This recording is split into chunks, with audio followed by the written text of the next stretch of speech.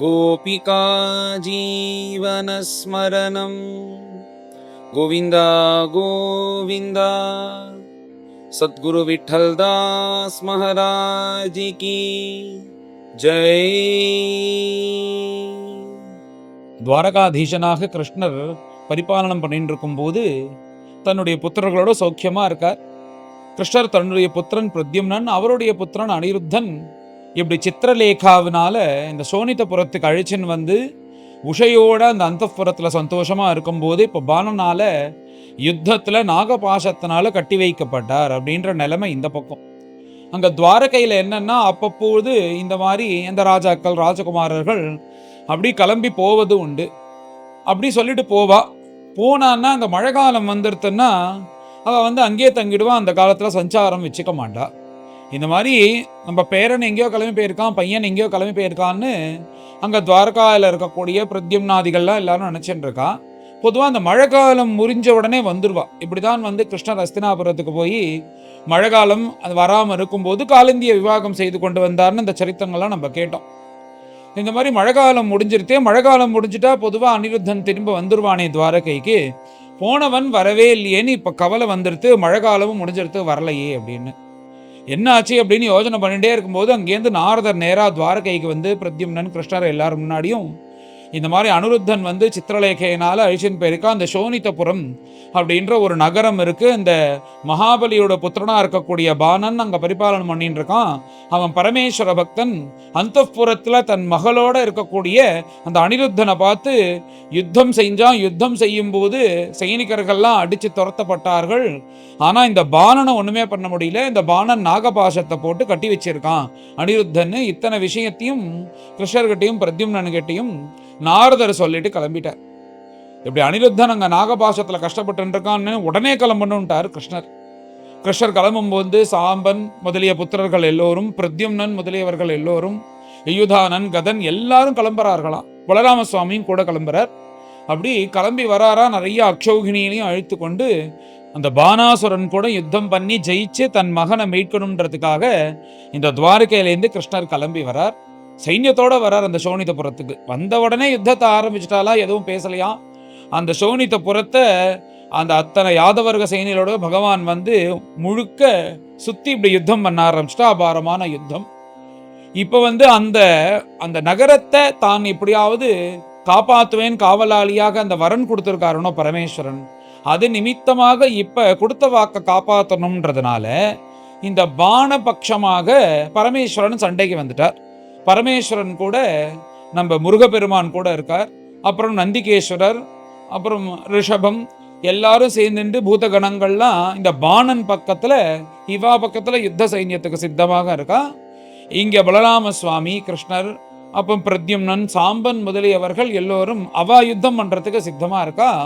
அங்க அசுர சேனையும் யாதவர்களுடைய சேனையும் இப்படி ஒரு யுத்தம் பண்றதுக்கு தயாராக இருக்கார்கள். அவரவர்கள் வந்து யுத்தமும் பண்ண ஆரம்பிச்சுட்டா. அந்த நகரத்தை சுத்தி தாக்க ஆரம்பிக்கிறா. மேல யுத்தமானது ஆரம்பிச்சுட்டு தான் அபாரமா நடக்கிறதா யுத்தம். அஸ்திர சஸ்திரங்கள்லாம் போட்டு அம்புகள்னாலையும் சண்டை. இங்க எப்படின்னா பரமேஸ்வரனுக்கும் கிருஷ்ணனுக்கும், பரமேஸ்வரன் ஒரு பட்சமாக இருந்துருக்கார், பானாசுரன் பட்சமாக, கிருஷ்ணன் ஒரு பட்சமாக இருந்துருக்கார். இத்தனையும் பரமேஸ்வரனுடைய சங்கல்பத்தினாலதான் இந்த யுத்தமே வருது. அவர் அன்னைக்கு சொன்னார், உனக்கும் எனக்கும் சமமான ஒருத்த வந்து யுத்தம் பண்ணுவா, நீ அதை எதிர்கொள்ளணும்னு. அவருடைய சங்கல்பம் இப்ப கிருஷ்ணர் வந்துட்டாரா இந்த அனிருத்தன் மூலியமாக. அப்படி அந்த துவஜமும் வந்து பார்த்தா அந்த பாணனுக்கு தெரியறது. அந்த பாதி அந்த துவஜம் வந்து மேலேந்து தானா இறங்கி பாதி கம்பத்துல அது வந்து இப்படி ஆடின்னு இருக்கும் அப்படின்னு சொல்லிட்டு சொன்னாருன்னா பரமேஸ்வரன் அந்த சமயத்துல ஒரு மகாவீரன் வருவான்னு.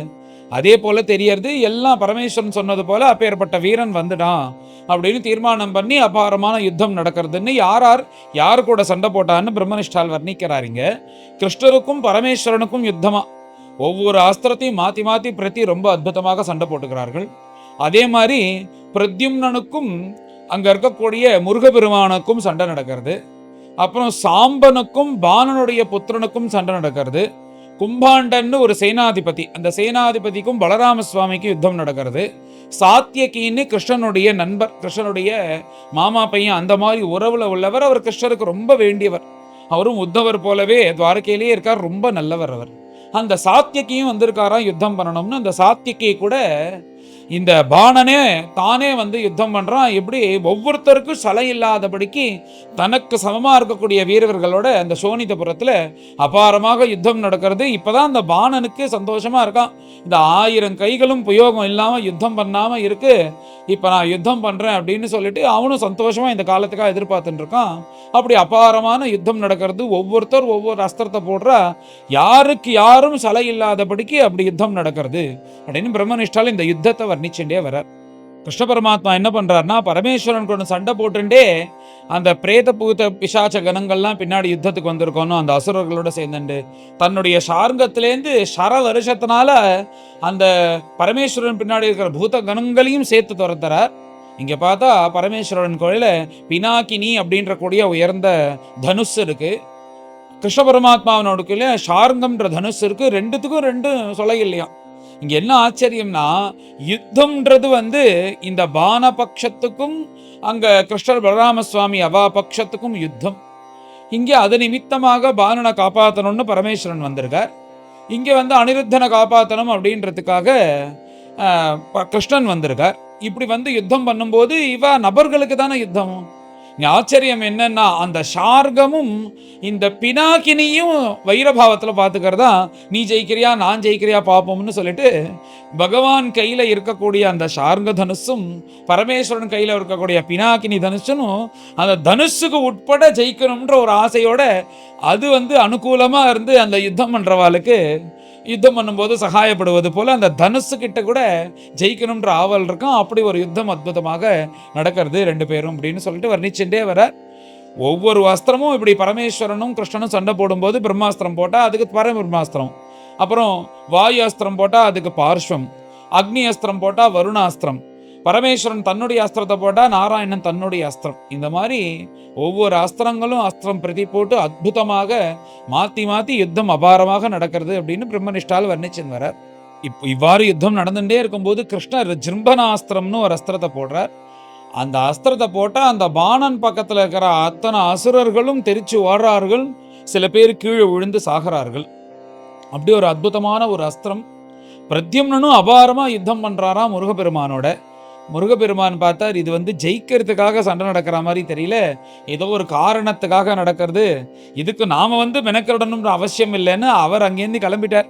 இது நம்மளுக்கு தேவையில்லாத வேலை, எதுக்கோ நம்ம சண்டைக்கு வந்துட்டோம், இது நமக்கு வேண்டாம் அப்படின்னு சொல்லிட்டு முருகப்பெருமான் அவர் கிளம்பிட்டார். வேண்டாம் இந்த யுத்தம் அப்படின்னு சொல்லிட்டு இந்த கும்பாண்டனை அந்த சேனாதிபத்தியும் அவன் அபாரமா யுத்தம் பண்றான். அவனை எப்படியோ பலராம சுவாமி அபாரமா யுத்தம் பண்ணி சம்ஹாரம் பண்ணிட்டார். இந்த பாணன் பக்கத்துல இருக்கிறவா எல்லாரும் வந்து எப்படி தோல்வி அடையும் போது இந்த பாணன் பார்த்தா இது சரி வராதுன்னு சொல்லிட்டு நேரா கிருஷ்ணர் கூடயே யுத்தம் பண்ணுவோம்னு அப்படியே வீராதி வீரனாக, அவனுக்கு தான் சகசிர கை 1000 கைகள் இருக்கணும், 1000 கைகள்ல 500 அந்த தனுஷை எடுத்துட்டு வில்ல எடுத்துட்டு சண்டை போடுறதுக்காக வரானா. அப்பேற்பட்ட பராக்கிரமசாலியா அவன். அந்த மாதிரி ஒரு சமயத்துல 500 அம்பை விடக்கூடியவன் அப்பேற்பட்ட பராக்கிரமசாலி. நான் கிருஷ்ணன் கூட யுத்தம் பண்றதுக்காக வந்தேன், இதுக்காக தான் காத்துட்டு இருக்கேன்னு சொல்லிட்டு மேல கிருஷ்ணன் கூட இப்படி 500 தனுஷை எடுத்துட்டு வந்து நிக்கிறான் யுத்தம் பண்றதுக்கு. கிருஷ்ணனும் பார்த்து அவனுடைய கைகள், அவனுடைய தேஜஸ், பரமேஸ்வரன் ஆராதனம் பண்ணி இப்படி இருக்கிறதுனால ஆச்சரியப்படுறார். அபாரமா யுத்தம் நடக்கிறது. இப்ப பாணனுக்கும் கிருஷ்ணருக்கும் யுத்தம் நடந்துட்டே இருக்கும்போது அவர் என்ன பண்ணார்னா, அத்தனை பானங்களையும் தடுத்து தான் பிரதி அஸ்திரத்தை போட்டு ஒரு அஸ்திரத்தை போடுறாராம். அதனால அத்தனை வில்லுகளும் அப்படியே ஒட்டஞ்சி கீழே விழுறதான் அவன் கையிலேருந்து, அவன் அறியாம அப்படி ஒரு அஸ்திர பிரயோகம் பண்ணினார். அபாரமாக யுத்தம் பண்றார். போற போக்கு பார்த்தா இந்த பானத்தை உடைச்ச இவர் வந்து பாணனையும் சம்ஹாரம் பண்ணிட்டார்னா என்ன பண்றது அப்படின்னு சொல்லிட்டு இந்த பாணனுடைய அம்மா, அவளுக்கு கோட்டரா அப்படின்னு பேரு, அவள் என்ன பண்ணினான்னா உடம்பு முழுக்க கரிய பூசிண்டு வஸ்திரமே இல்லாதபடிக்கு தலையை விரிச்சு போட்டுண்டு அந்த யுத்த பூமியில கிருஷ்ணரை நோக்கி ஓடி வராலாம். என்னடா இப்படி ஒரு ஸ்திரீ வராளே, உடம்புல வஸ்திரமே இல்லாதபடிக்கு தலையை விரிச்சு போட்டுண்டு இப்படி வராளேன்னு சொல்லிட்டு அவளை பார்க்க முடியாம கிருஷ்ணர் இந்த பக்கம் கண்ணை திருப்பின்ட்டார். தன் புத்திரனை காப்பாற்றணுன்ற நிமித்தமாக அந்த அசுர ஸ்திரீ இப்படி வந்த உடனே பகவானும் அவளை பார்க்க கூடாதுன்னு கண்ணை இந்த பக்கம் திரும்பின்ற உடனே அப்புறம்தான் வந்து அந்த பாணனுக்கு உயிர் வந்தது போல அங்கேருந்து கிளம்பி திரும்ப ராஜ்யத்துக்குள்ள வரான். அங்க உள்ள போறான். அப்ப கிருஷ்ணன் கையால அவன் சாக வேண்டியவன் தன் அம்மானால காப்பாற்றப்பட்டு ரதத்துல உள்ள வந்துட்டான் இந்த பாணன். திருப்பி தன் நகரத்துக்குள்ள வந்த பாணன் வந்து வேற ஏதாவது உபாயத்தை வச்சுன்னு ஜெயிப்போம்னு சொல்லிட்டு திருப்பி ரதத்தை எடுத்துன்னு வரான். இப்ப என்ன தோன்றது அப்படின்னா, பரமேஸ்வரனுடைய அனுகிரகத்தினால அவங்கிட்ட மாகேஸ்வர ஜுவரம் அப்படின்ற ஒரு அஸ்திரம் இருக்கு. அது ஜுவர ரூபமாக வந்து பாதிக்கும் போல இருக்கு. இப்ப யுத்தம் பண்ணிட்டே இருக்கும்போது வீராதி வீரன் என்னதான் வீராதி வீரனா இருந்தாலும் ஒரு ஜுரம் வந்துடுதுன்னா அவனால என்ன கை கால் அசைக்க முடியுமா? அந்த ஜுரம் சரியானாதானே மேலே எதுவா இருந்தாலும் பண்ண முடியும். இது வந்து எப்படின்னா, இந்த ஜுவரத்தையே அஸ்திரமாக பண்ணி வைத்தல்லாம் இருக்கான். இதெல்லாம் ரொம்ப சூக்ஷ்மமான விஷயங்கள். அது எப்பயாவது சில பேருக்கு பகவத் அனுகிரகத்தினால கிடைக்கும். அதனால இந்த மாகேஸ்வர ஜுரம் அப்படின்ற இந்த ஜுவரத்தை ஜுவர ரூபமா உள்ளக்கூடிய அந்த அஸ்திரத்தை பிரயோகப்படுத்துறான். இந்த ஜுவர ரூபமா ஒரு அஸ்திரம் என்ன பண்ணும்னா வந்து அவளுக்கு அப்படியே உடம்பெல்லாம் நடுங்குவது போல பண்ணும், குளிர்வது போல பண்ணும். அந்த வில்லு அம்பை எடுக்கணும்னே தோணாது. இப்படிதான் வந்து இந்த குருக்ஷேத்திர யுத்த பூமியில ஒரு நிமித்தமாக பரசுராமருக்கும் பீஷ்மருக்கும் யுத்தம் வருது. அபாரமா யுத்தம் நடக்கிறது. ஏன்னா இந்த பீஷ்மரே பரசுராமருடைய சிஷ்யர். ஒரு சந்தர்ப்பத்தினால குரு கிட்டேயே சண்டை போடுறதுக்காக ஒரு சந்தர்ப்பம் நேன்றது. நீ யுத்தத்துல சந்திப்போம்ட்டார் பரசுராமரும். அபாரமா யுத்தம் நடக்கிறது. அவரை ஜெயிக்கவே முடியல. என்ன பண்ணலாம் அப்படின்னு யோசனை பண்ணிட்டே இருக்கும்போது ராத்திரிலாம் பித்ருக்களை ஆராதனை பண்ணின உடனே அவளும் இந்த மாதிரி ஒரு ஜுரத்தை கொடுத்தா, ஜுரம் அஸ்திரமாக கொடுத்தா, அதை போட்ட உடனே தான் வந்து பரசுராமர் நீ ஜெயிச்சிட்ட அப்படின்ட்ட. இதுவும் பரசுராமர் மூலியமா தான் தெரிஞ்சுட்டார் பீஷ்மர் அப்படின்றது ஒரு கதை. அந்த மாதிரி இந்த வீரர்களுக்கு இந்த ஜுவரத்தையே அஸ்திரமாக போடுறது. இப்போ இந்த மாகேஸ்வர ஜுவரமானது வருது. இதனால எல்லாரும் பாதிச்சுட்டா என்ன பண்றதுன்னு உடனே கிருஷ்ணர் இந்த சீதஜம் அப்படின்னு இருக்கக்கூடிய தன்னுடைய ஜுவரத்தை போட்டார். இப்ப என்னன்னா இந்த மாகேஸ்வர ஜுவரமும் அப்புறம் இந்த வைஷ்ணவமா இருக்கக்கூடிய இந்த 2 ஜுவரங்களும் அது மேல சண்டை போட்டுருக்கு. கிருஷ்ணனால விடப்பட்ட இந்த வைஷ்ணவ ஜுவரமானது மாகேஸ்வர ஜுவரத்தை நல்லா தாக்குறது. இது கிருஷ்ணன் மூலியமா தான் வந்திருக்குன்னு இந்த மாகேஸ்வர ஜுவரம் தெரிஞ்சு கொண்டு முடியல, அதுக்கு அந்த ஹிம்சை தாங்க முடியாம நேரா கிருஷ்ணரை போய் சரணாகதி பண்றது இந்த மாகேஸ்வர ஜுவரம். பிரபோ, எப்பேற்பட்டவர் நீங்கள், உங்களை பத்தி எனக்கு தெரியாதா? நீங்க தானே ஆதி அந்தம் இல்லாத வஸ்து, எல்லாத்தையும் உண்டாக்கினவர் நீங்க தானே, எல்லாத்துக்கும் உண்டாக்கி உள்ள அந்தர்யாமியாக நீங்க இருக்கிறீர்கள், எல்லாத்துக்கும் புண்ணிய பாபத்தினுடைய பலஸ்வரூபமாக நீங்க இருந்துருக்கே, அப்பேற்பட்ட பிரபுவா இருக்கக்கூடிய உங்களுக்கு நமஸ்காரம் பிரபு. இந்த அஸ்திரம் என்ன தகிக்கிறது, என்ன இதுல இருந்து நீங்க காப்பாற்றணும், இந்த உலகத்தையே நீங்க உண்டாக்கி காப்பாத்தின்னு இருக்கலே, ஆச்சரியமான இந்த உலகம். இந்த உலகத்துல பார்த்தா ஒரு பீஜத்திலேருந்து ஒரு விருட்சம் உண்டாருது, அதே விருட்சத்திலேருந்து தான் இந்த பீஜமானது வருது. இப்படி மாத்தி மாத்தி நடக்கிறது. இதுல எது முதல்ல உண்டாச்சுன்னு சொல்லவே முடியாது. பீஜமானது விருட்சத்திலேருந்து உண்டாருது, அந்த விருட்சத்துலேருந்து தான் அந்த பீஜமும் உண்டாருது. அதே மாதிரி இந்த ஜீவனானது உற்பத்தி ஆகிறதுக்கு கர்மா காரணமாக இருக்கு. அதே மாதிரி அந்த ஜீவன் உற்பத்தியாகி கர்மா செய்கிறான், அது வந்து கர்மாவாக ஆறுது. இந்த மாதிரி இது ரெண்டும் இப்படி சேர்ந்து சேர்ந்து வருது. இதில் முதல்ல எது வந்தது அப்புறம் எது வந்ததுன்னு சொல்லவே முடியல. ஆனால் இது எல்லாத்துக்கும் அதீதனாக நீங்கள் இருந்து கொண்டு எப்பொழுதும் திரிகால சத்தியமாக இருக்கக்கூடிய நீங்கள் தான் பலதாதா, அப்பேற்பட்ட பிரபுவாக இருக்கக்கூடிய உங்களுக்கு நமஸ்காரம் அப்படின்னு இந்த மாகேஸ்வர ஜரம் அபயம் வேண்டி கிருஷ்ணரை ஸ்தோத்திரம் பண்ணிட்டே வருது. ஹே பிரபு, உங்களால் விடப்பட்ட இந்த வைஷ்ணவ அஸ்திரமானது என்னை ரொம்ப கஷ்டப்படுத்துறது, நீங்கள் தான் எனக்கு அபயம் கொடுக்கணும், எப்படியாவது காப்பாற்றணும், என்னால் தாங்க முடியல அப்படின்னு சொல்லிட்டு இப்படி சரணாகதி பண்ணி முடித்த உடனே கிருஷ்ண பரமாத்மாவும் பிரசன்னவாயி ஹே திரிசிரஸ்தே பிரசன்னோஸ்மின்னு 3 தலையோட அந்த மாகேஸ்வர ஜுரம் வருதான். உடனே பார்த்து என்னால் விடப்பட்ட இந்த வைஷ்ணவமான ஜுவரமானது உன்னை எதுவும் பண்ணாது, கவலைப்படாது அப்படின்னு சொல்லிட்டு அபயத்தை கொடுக்குறார். அதே மாதிரி அந்த மாகேஸ்வர ஜுரத்துக்கிட்ட பாட்டு பகவான் ஒன்று சொல்றார் பலஸ்ருதியை போல. யாருக்கெல்லாம் இந்த மாகேஸ்வர ஜுரமானது இருக்கோ, நல்ல சூடா இருக்கக்கூடிய உடம்பு அப்படிதான் சொல்லப்படுவது போல இருக்கு இந்த மாகேஸ்வர ஜுரம்னா. இந்த கிருஷ்ணனால விடப்பட்டது வந்து சீத ஜுரம், அது வந்து ஜில்லுன்னு இருக்கும் போல இருக்கு, அந்த மாதிரி சொல்லப்பட்டிருக்கு. இந்த மாகேஸ்வர ஜுரமானது யாராருக்கெல்லாம் இருக்கோ அந்த சமயத்துல ஒன்னையும் என்னையும் இந்த இடத்தையும் யாரெல்லாம் ஸ்மரிக்கிறார்களோ அவர்களுக்கு ஜுவரபாதையிலேருந்து தப்புவா அப்படின்னு சொல்லிட்டு அதுக்கு ஒரு பலஸ்ருதியும் பகவான் சொல்லி ஒன்றும் பண்ணாது, என்னுடைய ஜுவரமானது, நீ கவலைப்படாமல் போயிட்டு வான்னு சொல்லிட்டு அந்த மாகேஸ்வர ஜுரத்துக்கு அபயத்தை கொடுத்து அனுப்புகிறார் கிருஷ்ணர். இந்த மாகேஸ்வர ஜுரத்தினாலையும் ஒன்றும் பண்ண முடியல அப்படின்ன உடனே மேல பாணன் தானே சுயமா யுத்தம் பண்ணுவோம்னு திரும்ப ரதத்தில் ஏறி கிருஷ்ணரை எதிர்கொண்டு யுத்தத்துக்கு கூப்பிடுவது போல கிருஷ்ணர் முன்னாடி வந்து நிற்கிறான்.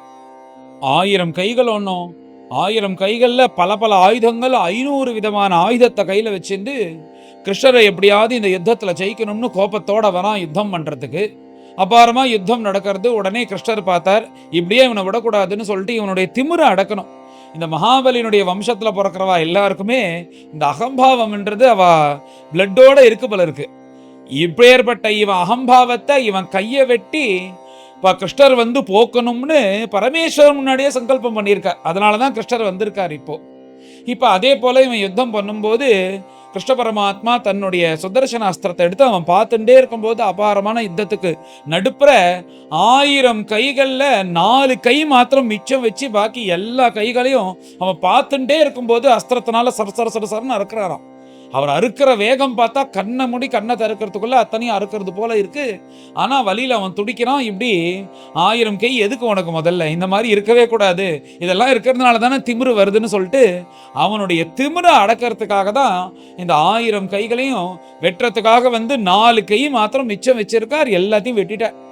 இப்படி இருக்கும்போது கிருஷ்ணர் கோபத்துல மேல இவனையே ஏதாவது பண்ணிட்டான்னா என்ன பண்றது? இவன் நம்மளுடைய பக்தனாச்சே, இவனை காப்பாற்ற வேண்டிய பொறுப்பு நம்மளுக்கு இருக்குன்னு நேரா பரமேஸ்வரன் வந்து இவனை மன்னிக்கணும்ன்றது போல அந்த கிருஷ்ணரை பார்த்து மேல பரமேஸ்வரன் ஸ்தோத்திரம் பண்றாராம். கிருஷ்ணரை பார்த்து, ஹே பிரபு, நீங்க தான் இந்த உலகம் உண்டாகிறதுக்கே காரணம்ன்றது போல பரமேஸ்வரன் மகாவிஷ்ணு ஸ்வரூபத்தில் இருக்கக்கூடிய கிருஷ்ணரை பார்த்து ஸ்தோத்திரம் பண்றாராம். உங்களுடைய சரீரத்துல தான் சர்வமும் இருக்கு அப்படின்னு விராட் ஸ்வரூபத்தை வர்ணிக்கிறது போல வர்ணிச்சு, பிரபு அப்பேற்பட்ட விராட் ஸ்வரூபமா இருக்கக்கூடிய நீங்கள் உங்களுடைய சரீரத்துல முழுக்க தேவதைகள்லாம் எப்படி ஒட்டின் இருக்கா. உங்களுடைய கண்கள் தான் சூரியன், உங்களுடைய சுவாச பிரசுவாசம் தான் வாயு பகவான், உங்களுடைய வாக்கு தான் அக்னி, உங்களுடைய சரீரத்துல மற்ற தேவர்கள் எல்லோரும் இருக்கா, உங்களுடைய மனசு தான் சந்திரன், அதே மாதிரி உங்களுடைய குக்ஷியில அகிலாண்ட கோடி பிரம்மாண்டங்களும் இருக்கு, உங்களுடைய ரோமங்கள் தான் அத்தனை ஓஷதிகளாகவும் இருக்கு, உங்களுடைய சரீரத்துல பிரவகிக்கக்கூடிய அந்த நரம்புகள், அது மூலியமா பிரவகிக்கக்கூடிய அந்த திரவங்கள்லாம் தான் லோகத்துல இருக்கிற சமுத்திரங்கள் நதிகளாகவும் இருக்கு. அப்பேற்பட்ட உங்களுடைய அந்த ஸ்வரூபத்துல தான் இந்த பாதத்துல தான் அத்தனை உலகமும் ஆதாரமாக இருக்கு. அப்பேற்பட்ட விராட் ஸ்வரூபனா இருக்கக்கூடிய பிரபுவா இருக்கக்கூடிய உங்களுக்கு நமஸ்காரம். பிரபு, உங்களுக்கு ஆதியும் கிடையாது, அந்தமும் கிடையாது, எல்லாத்தையும் நீங்க தானே காப்பாத்திட்டு வரேன். நீங்க வந்து உலகத்துல எதுக்கு பிறந்திருக்கீங்கன்னா, இந்த மாதிரி யாரெல்லாம் தப்பு பண்றாலோ அவளுடைய கோபத்தை அடுக்கி அவளை சரி செய்யணும். ஒரு கால் திருந்தாம இருந்தானா அவனை சம்ஹாரம் பண்ணணும். அதுக்காக தானே நீங்க பிறந்திருக்கேள், பூபார நிமித்தமா தானே நீங்க வந்திருக்கேள்.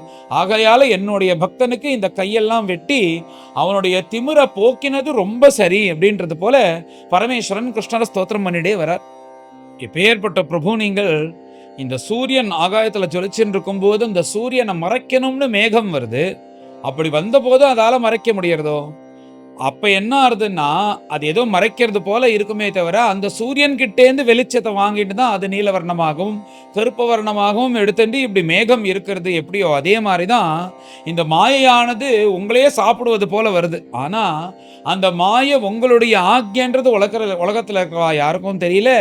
இந்த மாயை கூட இந்த உலகத்துல சுத்துறதுக்கு, அது தன்னுடைய பிரபாவத்தை காண்பிக்கிறதுக்கு அதுக்கு கூட அந்தரியாமையா இருந்து நீங்க தான் இருந்துட்டு இருக்கேன்னு தெரியுமா இந்த உலகத்துல இருக்கிறவா எல்லாருக்கும். அப்பேற்பட்ட உங்களை மறந்துட்டு எல்லாம் மாயையில மாட்டிண்டு எல்லாரும் ஜனங்கள்லாம் தப்பிக்கிறாரே, இவர்களை பார்த்தா எனக்கு பாவமா இருக்கு அப்படின்னு பரமேஸ்வரன் சொல்லிட்டே வரார். அதுக்கும் மேல இந்த கிருஷ்ணரை கொண்டு மேல எங்கேயோ வச்சுட்டாராம். இப்ப நானும் பிரம்மதேவரோ அல்லது மகாவிஷ்ணுவுக்கும் மேல கொண்டு போயிட்டாராம் இந்த கிருஷ்ணரை. இவர் பரபிரம்மம் பரம்பொருளாக பார்க்கிறார். அப்பேற்பட்ட கிருஷ்ணரை பார்த்துட்டு நாங்க 3 பேரும் வந்து உங்களுடைய ஆக்ஞையினாலதான் வந்து எல்லாரும் பண்ணிட்டு இருக்கோம், நாங்க 3 பேரும் உங்களை சரணாகதி பண்றோம், அப்பேற்பட்டவர் நீங்க இங்க வந்திருக்கேன்னு சொல்லிட்டு அந்த பரபிரம்மமாக கிருஷ்ணரை வச்சு பரமேஸ்வரன் ஸ்தோத்திரம் பண்ணி, என் பக்தனை ஏதோ தப்பு செஞ்சா அவனை நீங்க கோபத்தை சமணம் பண்ணிக்கணும்ன்றது போல இப்படி எல்லாம் பகவான ஸ்தோத்திரம் பண்ணிட்டு வந்து நீங்க கோபத்தை கம்மி பண்ணிக்கோங்க அப்படின்னு சொல்றார் பரமேஸ்வரன். இந்த பாணனுக்கு நான் அபயம் கொடுத்துருக்கேன், உன்னை எல்லா ஆபத்துலேருந்து காப்பாத்துறேன்னு சொல்லி நான் தான் இங்கே காவலாக இருந்து கொண்டிருக்கேன். அதனால அந்த பொறுப்பு எனக்கு இருக்கிறதுனால தான் இப்படி வந்து நான் உங்களை சமாதானப்படுத்தின்னு இருக்கேன். நீங்கள் கோபத்தை சமனம் பண்ணிக்கணும். நீங்கள் எப்பேற்பட்ட கருடாமூர்த்தி, நீங்கள் உங்களை ஆசிரித்த பக்தர்கள் எல்லோரையும் வந்து மன்னிச்சு விட்டுருவர இருக்கணும். அந்த மாதிரி நீங்கள் பிரகலாதனை ஞாபகம் வச்சுக்கோங்க. அந்த பிரகலாதனுடைய புள்ளல் விரோச்சனன், அந்த விரோச்சனுடைய புத்திரன் மகாபலி, அந்த மகாபலியோட புத்திரன் தான் இந்த பாணன்.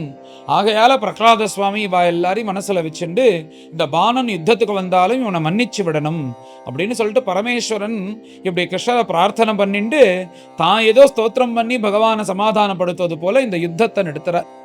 இப்படி யுத்தத்தை நிறுத்தின உடனே கிருஷ்ணர் பரமேஸ்வரனை பார்த்து சிரிக்கிறாராம். அவளுக்கு தான் தெரியும் இது ஏன் நடந்ததுன்னு, இவ 2 பேருக்கு மாத்திரம் தான் தெரியும். இவன் போய் அன்னைக்கு சொன்னானோ, எனக்கு சமமான ஒரு வீரன் கூட எனக்கு சண்டை போடணும், 1000 கையை வச்சுட்டு என்னால சும்மா இருக்க முடியலன்னு. அப்ப பரமேஸ்வரனுக்கு கோபம் வந்துடுது. இப்படி நீ இருக்கேன்னா உன் திமிரை அடக்கிறதுக்கு உன்ன மாதிரியே ஒருத்த யுத்தம் பண்ணி இப்படி உன்னை ஏகாக்கிய அந்த யுத்த பூமியில நிறுத்தினாதான் உன் திமிரை அடக்க முடியும்னு அன்னைக்கே கோபத்தோட கிருஷ்ணன் இங்க வரணும்னு தீர்மானம் பண்ணிட்ட பரமேஸ்வரன். அந்த பரமேஸ்வரனுடைய சங்கல்பத்தினாலதான் இங்க யுத்தத்துக்கே இத்தனை பேரையும் அழிச்சுட்டு வந்திருக்கார் கிருஷ்ணர். இப்ப கிருஷ்ணர் சமாதானம் ஆயிட்டு அந்த பரமேஸ்வரனை பார்த்து சொல்றாராம் கிருஷ்ணர், சுவாமி உம்மால என்ன முன்பு நினைக்கப்பட்டதோ அதெல்லாம் சரியாக நடந்ததா அப்படின்றது போல பரமேஸ்வரன்ட்ட கேட்கிறாராம் கிருஷ்ணர். ஆகையால நீங்க கேட்ட மாதிரியே எல்லாம் சரியாக நடந்தது. நான் இந்த பாலனை என்னால சம்ஹாரம் பண்ண முடியாது. முன்பு நான் பிரகலாத சுவாமி கிட்ட ஒரு வரன் கொடுத்துருக்கேன். உன்னுடைய வம்சத்துல யாரெல்லாம் வராலோ அவரை நான் என் கையால சம்ஹாரம் பண்ண மாட்டேன் அப்படின்னு சொல்லிட்டு நான் வரன் கொடுத்துருக்கேன். அந்த காரணத்தினாலதான் மகாபலி கிட்ட யாச்சகமா அந்த சொர்க்காதி லோகங்களை வாங்கினேன். அதே மாதிரி பானனை என்னால சம்ஹாரம் பண்ண முடியாது அந்த வம்சத்துல வந்ததுனால. அதனால கண்டிப்பாக நான் பானனை சம்ஹாரம் பண்ண மாட்டேன்னு பரமேஸ்வரனை பார்த்து, இவா 2 பேருடைய சங்கல்பம் இதெல்லாம் பண்ணணும், இவனுடைய திமிரை அடக்கணும்னு கிருஷ்ணரும் அதை சூக்ஷ்மமா சொன்னாரா. நீங்க சொன்னது போலயே இது நடந்துருது அப்படின்றது போல கிருஷ்ணனும் சமாதானப்படுத்துறார் பரமேஸ்வரனை. அதுக்கு மேல பரமேஸ்வரனை பார்த்து, இந்த 1000 கைகள்லாம் வச்சுன்னு இப்படிலாம் இருந்தாலே இந்த மாதிரி எல்லா அனர்த்தங்களும் தோணும். அதனால சாதாரணமா இருந்தா போதும், அதனாலதான் போனா போறது அப்படின்னு 2 கை இருக்கணும் 4 கையா இருக்கட்டும்னு விட்டுட்டேன். என்ன மாதிரி சதுர்புஜத்தோட இருந்துட்டு போட்டோம்னு. பாக்கி கையெல்லாம் இவனுக்கு தேவையில்லை. இவனும் உங்களுடைய பக்தன், அதனால உங்களை திருவடியை ஆசிரியிச்சுண்டு மேலும் மேலும் அவன் சௌக்கியமா இருக்கணும். நீங்களே நிறைய அனுகிரகம் பண்ணிட்டேல், நானும் ஒரு அனுகிரகம் பண்றேன். இவனுக்கு மரணம் கிடையாது, கிழத்தனமும் வராது, அப்படி ஒரு அனுகிரகம் பண்றேன்னு சொல்லிட்டு அப்படி பாணனுக்கு அப்படி ஒரு அனுகிரகம் பண்றாரு கிருஷ்ணன். அப்படி ஒரு சோனித்தபுரத்துல இருந்து சிவபக்தனாகவே இருந்து கொண்டு இவன் உங்களை ஆராதனை பண்ணி கொண்டு இங்க இருக்கணும்னு சொல்லிட்டு கிருஷ்ணன் இந்த பாலனுக்கு அனுகிரகம் பண்ணினார்.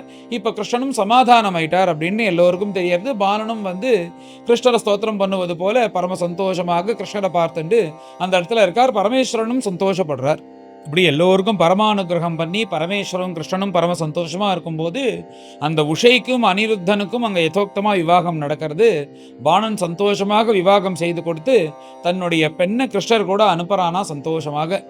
இப்படி பகவானும் எல்லோர்ட்டையும் விடை பெற்று கொண்டு தன்னுடைய பேரன் அனிருத்தன் அப்புறம் புது மாட்டு பண்ண அந்த உஷையும் அழிச்சுண்டு அவளுக்கு திவ்யமான ஒரு விமானத்தை கொடுத்து எல்லாரும் அங்கேருந்து கிளம்பி விமானம் மூலியமாக துவாரகைக்கு வரார்கள். பரமேஸ்வரனும் தன்னுடைய ருத்ரபூத கணங்கள் எல்லாத்தையும் அழிச்சுண்டு அவர் கைலாசத்துக்கு கிளம்பிட்டார். கல்யாணம் முடிஞ்ச உடனே இங்க கல்யாணம் பெண்ணோட வரார்கள். அங்க போயிட்டு ஜெயிச்சு அனிருத்தனை ஜெயிச்சு மீட்டு கொண்டு வரார்கள். அப்படின்ன உடனே துவாரகாவாசிகளுக்கெல்லாம் ரொம்ப சந்தோஷம். போராதுக்கு அந்த ஊர் பெண்ணையே விவாகம் செய்து வரார்கள்னு உடனே பூர்ண கும்பத்தெல்லாம் வச்சுண்டு யாதவர்கள்லாம் அந்த துவாரகையில கிருஷ்ணரை எதிர்கொண்டு அழைக்கிறார்கள். அங்கங்க சங்க துந்துபி இந்த நாதங்கள்லாம் வாத்தியங்கள்லாம் வாய்ச்சி கொண்டு விஷமாரி பொழிஞ்சு கொண்டு எல்லாரும் விஜயஸ்ரீயோட வரக்கூடிய அந்த கிருஷ்ணர், பலராம சுவாமி, சாம்பன், பிரத்யும்னன், அனிருத்தன், உஷை எல்லாரையும் பார்த்து பரம சந்தோஷத்தோட காத்துருக்கா. அஷ்டமகிஷிகளும் கிருஷ்ணர் வந்தோடனே பரம சந்தோஷப்படுறா. எப்படி துவாரகாதீசனா இருக்கக்கூடிய பிரபு அனிருத்தனை மீட்டு கொண்டு இப்ப எல்லோரும் அங்க சௌக்கியமா இருக்கா அப்படின்னு சொல்லிட்டு இந்த பரமேஸ்வரனுக்கும் மகாவிஷ்ணுக்கும் ஏன் யுத்தம் வந்தது, இந்த பாணன் நிமித்தமாக தான் யுத்தம் வந்தது, அனிருத்தன் போனான்னு சொல்லி இதுக்கு தானே கேள்வியா கேட்டார். அந்த கேள்விக்கு பதிலாக இந்த 2 அத்தியாயம் இந்த பரமேஸ்வரனுக்கும் கிருஷ்ணனுக்கும் நடந்த யுத்தங்கள், அப்புறம் பாணனுக்கு அனுகிரகம் பண்றது, அனிருத்தனும் உஷையும் விவாகம் செய்து கொண்டது, இந்த சரித்திரங்கள்லாம் சொல்லி யாரெல்லாம் இந்த சரித்திரத்தை ஸ்ரத்தையா பாராயணம் பண்றாளோ பிரவச்சனம் பண்றாளோ கதையா கேட்கிறார்களோ அவர்களுக்கு இந்த தோல்வியே இருக்காது வாழ்க்கையில அப்படின்னு ஒரு பலஸ்ருதி அற்புதமாக சொல்ற. அப்படின்னா நாம் ஏதாவது ஒரு காரியம் பண்றோம்னா அது பண்றதுக்கு முன்னாடி இந்த 2 அத்தியாயத்தை பாராயணம் பண்ணிட்டு பகவான்கிட்ட வேண்டிட்டு பண்ணா அதுல தோல்வியே இருக்காது அப்படின்னு இதுக்கு பலஸ்ருதியாகவும் சொல்லப்பட்டிருக்கு. அதே போல இந்த மாகேஸ்வர ஜுவரம் வரும்போது இந்த ஜரௌவாச்சன்னு அந்த ஒரு ஸ்தோத்திரத்தை யாரெல்லாம் ஸ்மரிக்கிறார்களோ ஜுவரபாதையிலேருந்து தப்பேற்பார்கள் அப்படின்னு 2 விதமான இதுக்கு ஒரு பலஸ்ருதி இந்த 2 அத்தியாயத்திலையும். இந்த அத்தியாயத்துல பரமேஸ்வரன் ஜெயிச்சாரா கிருஷ்ணர் ஜெயிச்சாரான்றது கிடையாது. பரமேஸ்வருடைய சங்கல்பம், கிருஷ்ணர் அங்க வந்தார், எல்லோருக்கும் அனுகிரகம் பண்ணி எல்லா சமாதானமாயும் சுமுகமா எல்லாரும் கிளம்பிட்டா அப்படின்ற மாதிரி தான் இதை எடுத்துக்கணும். இது வைஷ்ணவபரமா இருக்கக்கூடிய கிரந்தமா இருக்கிறதுனால விஷ்ணுவுக்கு கொஞ்சம் பிராதானியம் நிறையா இருக்கும். அதனால இதுல எல்லோரும் ஒண்ணுதான். உடனே பரமேஸ்வரன் தோத்துட்டார் அப்படின்றதுனால அவர் மட்டும், மகாவிஷ்ணு ஜெயிச்சிட்டார் அப்படின்றதுனால அவர் உயர்வுன்றது காக்கவே கூடாது, இப்படி இருக்கக்கூடாதுன்னு 2 பேரும் சொல்லியிருக்கா. அதனால இது அற்புதமான ஒரு 2 அத்தியாயங்கள். இந்த அத்தியாயத்தை யாரெல்லாம் படிக்கிறாளோ அவளுக்கு அபஜெயமே கிடையாதுன்னு ஒரு ஃபலஸ்ருதி. அப்பேற்பட்ட அற்புதமான கதை. மேலே எல்லோரும் கறந்து இந்த அத்தியாயத்தை பாராயணம் பண்ணுவோம். அச்ச திரிஷஷ்டிதமோऽध्यायः ஸ்ரீசுக உவாச अपश्यतां चानिरुद्धं तद्बन्धूनाञ्च भारत चत्वारो वार्षिका मासाः व्यतीयुः अनुशोचतां नारदात् तदुपाकर्ण्य वार्तां बद्धस्य कर्म च प्रययुः शोणितपुरं वृष्णयः कृष्णदेवताः प्रद्युम्नो युयुधानश्च गदः साम्बोधसारणः नन्दोपनन्दभद्राद्याः रामकृष्णानुवर्तिनः अक्षौहिणीभिः द्वादशभिः समेताः सर्वतो दिशम् रुरुधुः बाणनगरं समन्तात् सात्वतर्षभाः भज्यमानपुरोद्यान प्राकाराट्टालगोपुरं प्रेक्षमाणोरुषाविष्टः तुल्यसैन्यः अभिनिर्ययौ बाणार्थे भगवान् रुद्रः ससुतैः प्रमथैर्वृतः आरुह्य नन्दिवृषभं युयुधे रामकृष्णयोः आसीत् सुतुमुलं युद्धम् अद्भुतं रोमहर्षणं कृष्णशङ्करयोराजन् प्रद्युम्नगुहयोरपि कुम्भाण्डकूपकर्णाभ्यां बलेन सह संयुगः साम्बस्य बाणपुत्रेण बाणेन सह सात्यकीः ब्रह्मादयः सुराधीशाः मुनयः सिद्धचारणाः गन्धर्वाप्सरसो यक्षाः विमानैः द्रष्टुमागमन् शङ्करानुचरान् शौरिः भूतप्रमथगुह्यकान् डाकिनीः यातुधानांश्च वेतालान् सविनायकान् प्रेतमातृपिशाचांश्च कूष्माण्डान् ब्रह्मराक्षसान् द्रावयामास तीक्ष्णाग्रैः शरैः शार्ङ्गधनुश्च्युतैः पृथग्विधानि प्रायुङ्क्त पिनाकी अस्त्राणि शार्ङ्गिणे प्रत्यस्त्रैः शमयामास शार्ङ्गपाणिः अविस्मितः ब्रह्मास्त्रस्य च ब्रह्मास्त्रं वायव्यस्य च पार्वतम् आग्नेयस्य च पार्जन्यं नैजं पाशुपतस्य च मोहयित्वा तु गिरिशं जृम्भणास्त्रेण जृम्भितम् बाणस्य पृतनां शौरिः जघानासि गदेषुभिः स्कन्दः प्रद्युम्नबाणौघैः अर्द्यमानः समन्ततः असृग्विमुञ्चन् गात्रेभ्यः शिखिनापाक्रमद्रणात् कुम्भाण्डः कूपकर्णश्च पीततुर्मुसलार्दितौ दुद्रुवुस्तदनीकानि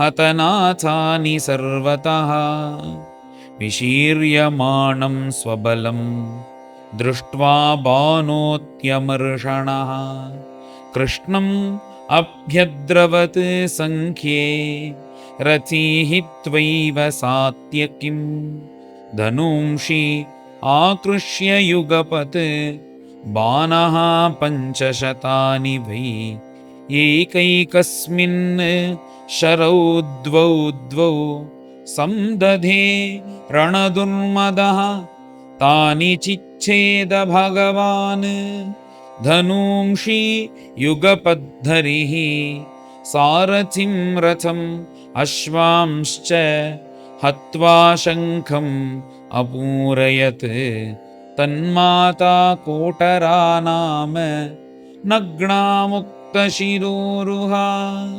पुरोऽवतस्थे कृष्णस्य पुत्रप्राणरिरक्षया ततस्तिर्यं मुखो नग्नाम् अनिरीक्षन् गदाग्रजः बाणश्च तावद्विरथः छिन्नधन्वा विशत्पुरम् विद्राविते भूतगणे ज्वरस्तु त्रिशिरास्त्रिपात् अभ्यधावतदाशार्हं दहन्निव दिशो दशा अथ नारायणो देवः तं दृष्ट्वा व्यसृजज्वरम् माहेश्वरो वैष्णवश्च युयुधाते ज्वरावुभौ माहेश्वरः समाक्रन्दन् वैष्णवेन बलार्दितः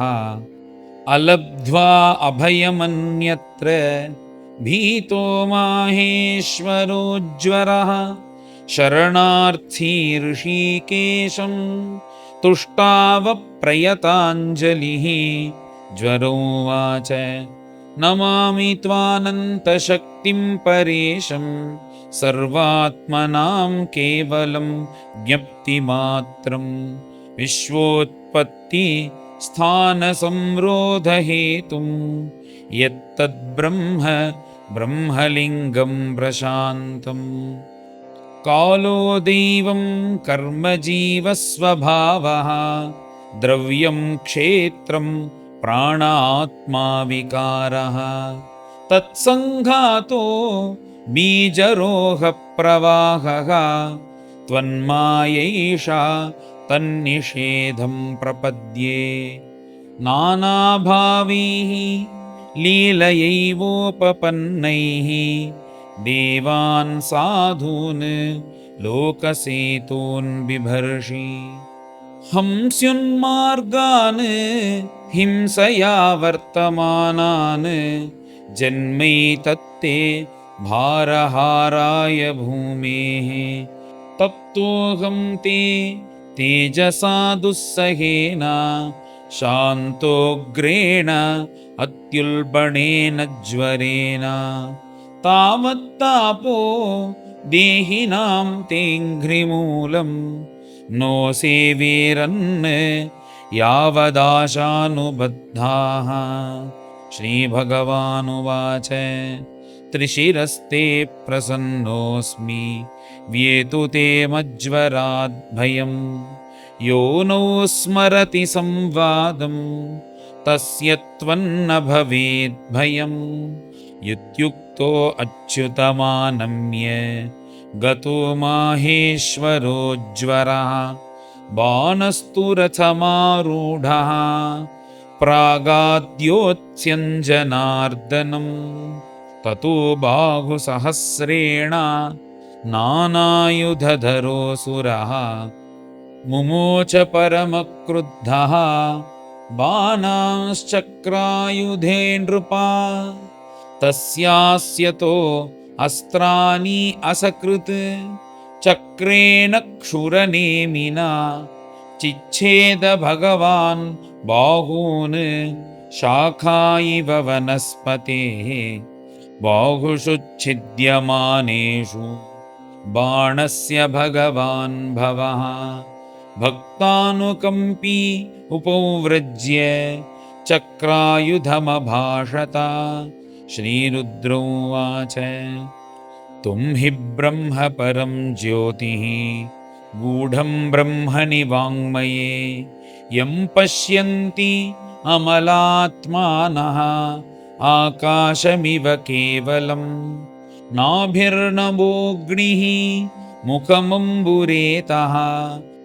द्यौः शीर्षमाशा श्रुतिरङ्घ्रिरुर्वी चन्द्रो मनः यस्य दृगर्क आत्मा अहं समुद्रो जठरं भुजेन्द्रः रोमाणि यस्यौषधयोऽम्बुवाहाः केशाविरिञ्चो धिषणा विसर्गः प्रजापतिः हृदयं यस्य धर्मः स वै भवान् पुरुषो लोककल्पः तवावतारोऽयमकुण्ठधामन् धर्मस्य गुप्त्यै जगतो भवाय वयं च सर्वे भवतानुभाविता विभावयामो भुवनानि सप्त त्वमेक आद्यः पुरुषो द्वितीयः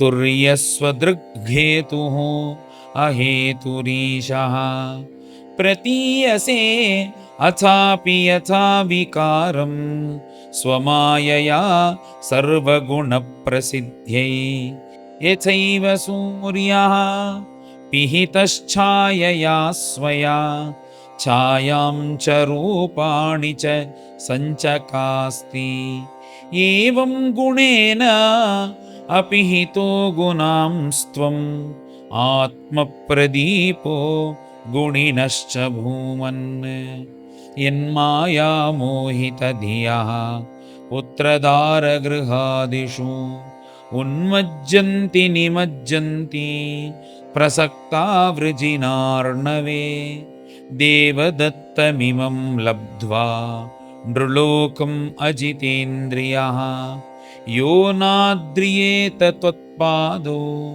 सशोच्यः ह्यात्मवञ्चकः यस्त्वां विसृजते मर्त्यः आत्मानं प्रियमीश्वरं विपर्यय इन्द्रियार्थार्थं विषमत्यमृतं त्यजन् अहं ब्रह्माथ विबुधाः मुनयश्च अमलाशयाः सर्वात्मना प्रपन्नास्त्वाम् आत्मानं प्रेष्ठमीश्वरं तन्त्वा जगत्स्थिति उदयान्तहेतुं समं प्रशान्तं सुहृदात्मदैवम् अनन्यमेकं जगदात्मकेतं भवापवर्गाय भजामदेवम् अयं ममेष्टः दयितोऽनुवर्ती मया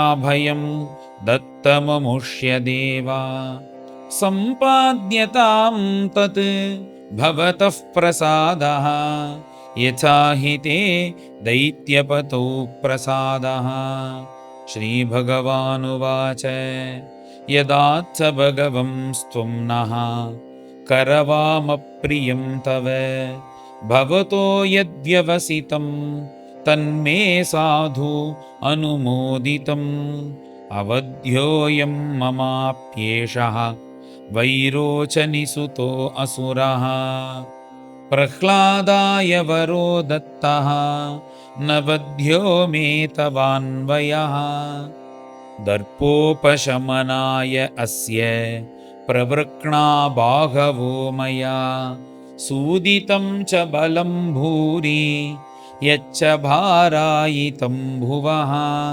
चत्वारोऽस्य भुजाशिष्टाः भविष्यन्ति अजरामराः पार्षदमुख्यः भवतः न कुतश्चित् भयो असुरः इति लब्ध्वा भयं कृष्णं प्रणम्य शिरसासुरः प्राद्युम्निं रथम् आरोप्य सबद्ध्वा समुपानयत् अक्षौहिण्या परिवृतं सुवासः समलङ्कृतं सपत्नीकं पुरस्कृत्य ययौ रुद्रानुमोदितः स्वराजधानीं समलङ्कृतां ध्वजैः सतोरणैः उक्षितमार्गचत्वरां विवेशशङ्खानक दुन्दुभिस्वनैः